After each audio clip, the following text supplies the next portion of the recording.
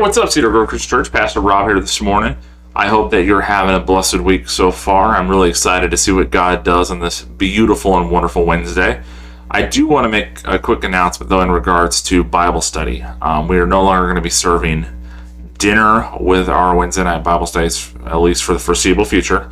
And so you are encouraged to come and join us at 7:30 for a Wednesday night Bible study. However, note there will not be a dinner. We're going to start at 7:30, so everybody has time to go home and have supper.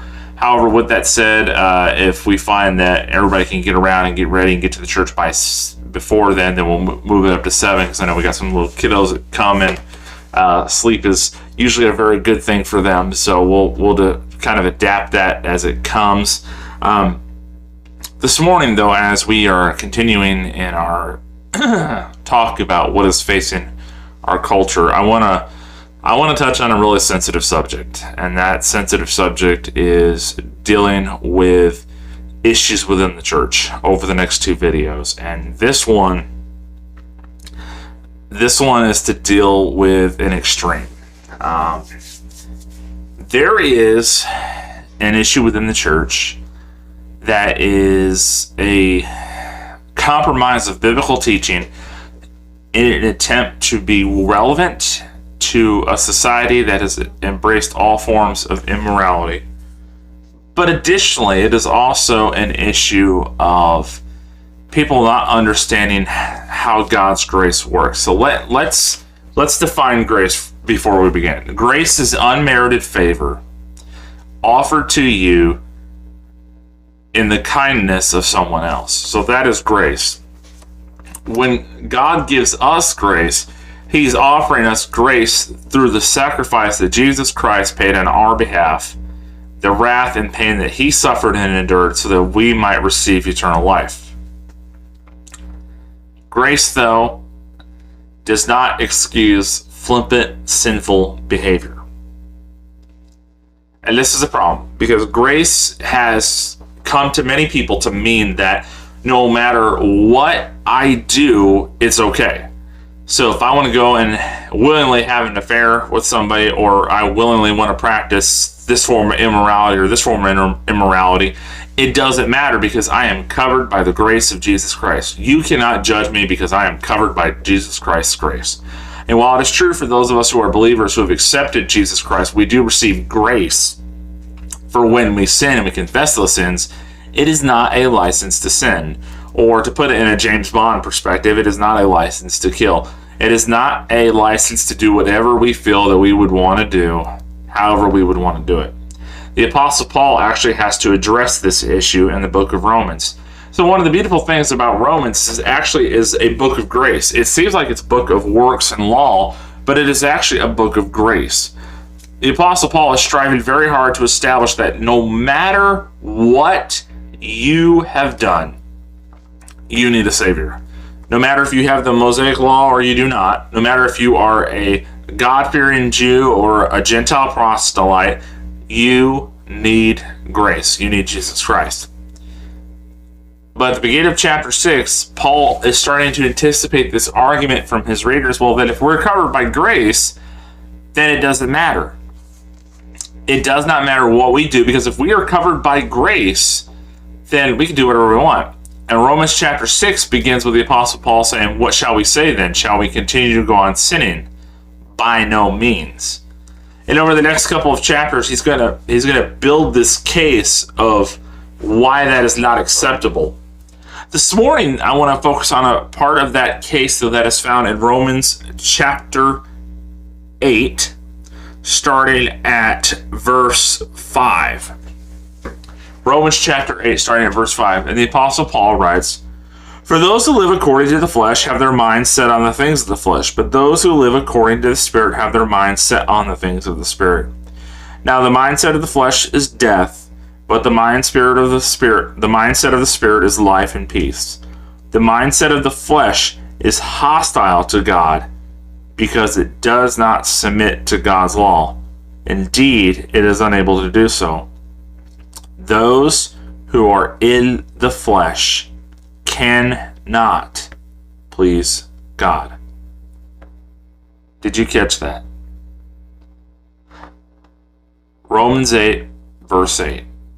Those who are in the flesh cannot please God. What does that mean?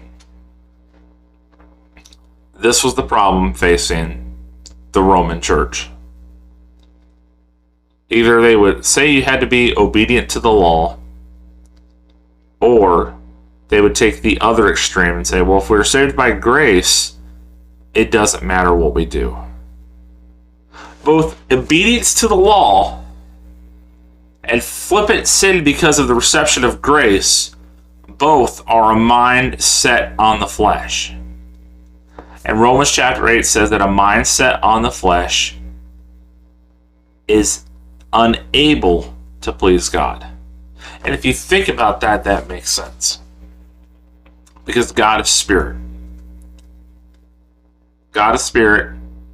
God is not flesh. Yes, we know from the Bible that he has, in the incarnation of Jesus Christ, along with the theophanies of the Old Testament, has appeared in physical form.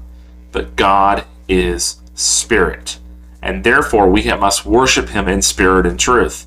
We cannot do that, though, if our minds are focused on the things of this world, if our minds are focused on the things of this flesh. When you and I give in to sexual immorality, or we give in to all kinds of idolatry, or we give in to any form of immorality, our mind is no longer set on the things above, no longer set on the things of the spirit, it's set on the things of the flesh.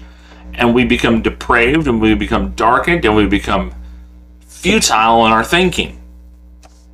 And this is the danger that I think has infiltrated the church to such a degree that we don't even see it. Or perhaps maybe we choose not to see it. The church has become a place where there's no distinction between the church and the people outside of the church. Now, is this true across the board? Absolutely not. Are there rare examples of a church that is holy and pleasing to God? I do believe so. Now, do not mistake me. These people still will struggle with sin. In fact, this side of eternity, we will. However, there is a difference between someone who is struggling with sin and trying to resist, and someone who is flamboyantly disrespecting, spitting in God's face and going, hey, you gave me grace, I'm going to do whatever I want, and kind of, throwing up the middle finger towards God, because that's basically what it is. To put it in our cultural understanding, that's basically when we continue to deliberately go on sinning because grace covers us, we are basically, for lack of better words, giving God the middle finger. And we expect that to be okay. Not only do we expect it to be okay in our own lives, we go ahead and we approve of and we condone the people that are doing the exact same thing. Think back to what we said about Romans chapter 1, starting in verse 18, when we talked about the wrath of abandonment. And God gave them over to a depraved mind, and they condoned all kinds of evil.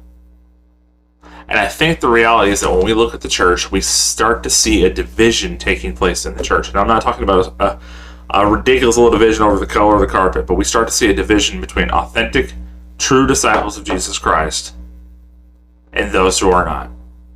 Because those people who are authentic disciples of Jesus Christ, they are heartbroken when they sin. They are heartbroken when they give in to temptation. They are heartbroken when they succumb to the things that they do not want to do. Those who are not, though,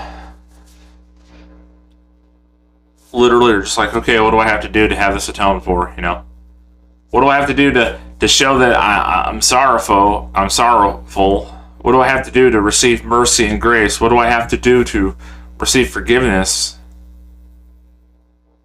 But that is not the way the mind is set on the Spirit works. In fact, the Apostle Paul continues on, back to Romans chapter 8, starting in verse 9. You, however, are not in the flesh, but in the Spirit, if indeed the Spirit of God lives in you. If anyone does not have the Spirit of Christ, he does not belong to him. Now if Christ is in you, the body is dead because of sin, but the Spirit gives life because of righteousness. And if the Spirit of him who raised Jesus from the dead lives in you, then he who raised Christ from the dead will also bring your mortal bodies to life through his Spirit who lives in you. So then, brothers and sisters, we are not obligated to the flesh to live according to the flesh, because if you live according to the flesh, you are going to die. But if by the Spirit, you put to death the deeds of the body, you will live in. For those led by God's Spirit are God's sons. For you did not receive a spirit of slavery to fall back into fear. Instead, you received a spirit of adoption, by whom we cry out, Abba, Father. The Spirit himself testifies together with our spirit that we are God's children, and if children, also heirs, heirs of God and co-heirs with Christ, if indeed we suffer with him, so that we may also be glorified with him. Those of us who have accepted the grace, the mercy, and the hope found in Jesus Christ, we are no longer to be slaves to the flesh. We are no longer to have our minds set upon the flesh. Now, this transformation doesn't usually happen overnight. There are some rare instances where, somebody's converted very quickly and there's an entire paradigm shift in their life. But for the most part, the transformation process is slow and it is messy. God is creating in you and I a beautiful masterpiece, a work of art. And sometimes he has to chisel away some of the damaged parts. Sometimes he has to chisel away some of the ugliness. And sometimes that is painful. But the difference here is the focus of the heart, where the mind is set. It is either set on the things of God or it is set on the things of the flesh. Church, this morning I want to encourage you to set your mind on the things of God. I want you to continue to push forward with the grace and the hope that's found in Jesus Christ, but never give up, knowing that only through Jesus there is grace and salvation. We cannot earn our salvation, but it is a gift of grace freely given. I want to challenge you this morning, church, to continue to seek Christ, to set your mind and your heart on the things above. That's all I have for you today. God bless. Have a great Wednesday. We'll see you back here Friday.